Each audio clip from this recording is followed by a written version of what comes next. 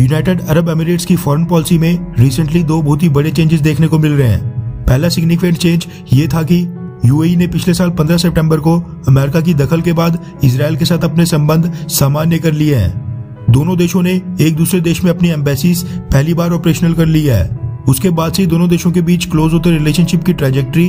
लगातार ऊंचाइयों को ही छू रही है। फलस्तीन को पूरी तरह इग्नोर करते हुए यूएई और इजराइल दोनों देशों के बीच बढ़ती नजदीकियों का सबसे बड़ा कारण है ईरान का न्यूक्लियर प्रोग्राम, जिसकी ये दोनों देश खिलाफत करते हैं। दोनों देश नहीं चाहते हैं कि ईरान के हाथ कभी भी न्यूक्लियर हथियार लगे। यूनाइटेड अरब एमिरेट्स के इजराइल के साथ बढ़ते संबंधों को तो मीडिया में काफी कवरेज मिलती है,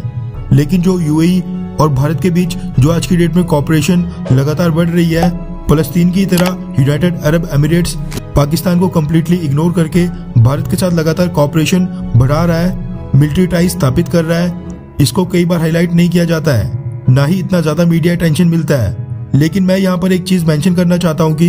यूएई भी भारत के साथ अपने ट्रेड प्लस डिफेंस टाइज मजबूत करने के लिए काफी ज्यादा एफर्ट लगा रहा है। भारत के प्रधानमंत्री नरेंद्र मोदी जी को यूएई द्वारा ऑर्डर ऑफ ज़ैद अवार्ड से सम्मानित करना हो, या फिर हमारे आर्मी चीफ एमएम नरवणे जी की पिछले साल दिसंबर की हिस्टोरिक यूएई विजिट हो, या रिसेंटली पाकिस्तान को कम्प्लीटली इग्नोर करते हुए दुबई द्वारा भारत के जम्मू कश्मीर राज्य में कॉलेज, हॉस्पिटल्स, आईटी पार्क्स जैसे बड़े बड़े इंफ्रास्ट्रक्चर प्रोजेक्ट्स बनाने की डील साइन करनी हो,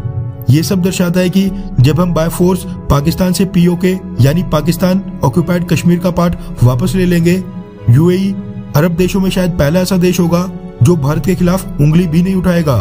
क्योंकि यूएई ने अब एक और कदम ऐसा उठा लिया है जो कि भारत के लिए जम्मू कश्मीर के मसले में एक और डिप्लोमेटिक सक्सेस है। दरअसल खबर ये निकल कर आ रही है कि यूनाइटेड अरब एमिरेट्स ने जम्मू कश्मीर राज्य के श्रीनगर इंटरनेशनल एयरपोर्ट के साथ एक डायरेक्ट फ्लाइट की भी शुरुआत करने की परमिशन दे दी है, जिसके बाद जम्मू कश्मीर के लोगों को जो यूएई जाना चाहते हैं उनको देश के दूसरे शहरों से अब कनेक्टिंग फ्लाइट नहीं लेनी पड़ेगी। दरअसल आज से पहले क्या होता था कि जो भी जम्मू कश्मीर के नागरिक यूएई जाना चाहते थे उनको पहले भारत के किसी और शहर की फ्लाइट लेनी पड़ती थी जहां पर इंटरनेशनल एयरपोर्ट हो, और फिर वहां से यूएई के लिए फ्लाइट पकड़नी पड़ती थी।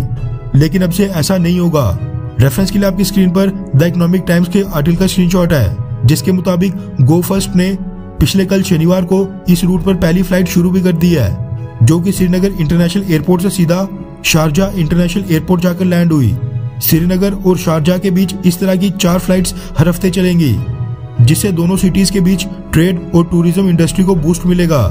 वैसे आपको सुनने में ये खबर बेहद आम सी लग रही होगी, लेकिन ये भारत के लिए बहुत ही बड़ी डिप्लोमेटिक विन है, क्योंकि ये सभी मुस्लिम देश और खासकर ये अरब देश जम्मू कश्मीर के ऊपर भारत का साथ कभी भी नहीं देते थे। लेकिन आज यही देश भारत के साथ बायलैटरल रिलेशंस मजबूत करने के लिए पाकिस्तान को कम्प्लीटली इग्नोर करते हुए दिखाई दे रहे हैं। उसी जम्मू कश्मीर रीजन में इन्वेस्टमेंट कर रहे हैं, फ्लाइट्स कनेक्टिविटी शुरू कर रहे हैं, जिनमें सबसे आगे दिखाई दे रहा है यूनाइटेड अरब एमिरेट्स। वैसे इसका श्रेय मोदी सरकार के साथ साथ हमारे डिप्लोमेट्स को भी जाता है, जिन्होंने विदेशों में जाकर भारत के लिए दिन रात 24 घंटे काम किया है, न कि पाकिस्तान के डिप्लोमेट्स की तरह वहां पर जाके अय्याशियां की हैं। खैर, भारत की इस डिप्लोमेटिक विन के लिए आप किसको ज्यादा श्रेय देते हैं, भारत के डिप्लोमेट्स को या फिर मोदी सरकार को, या फिर 50-50? नीचे कमेंट करके अपनी राय जरूर बताएं।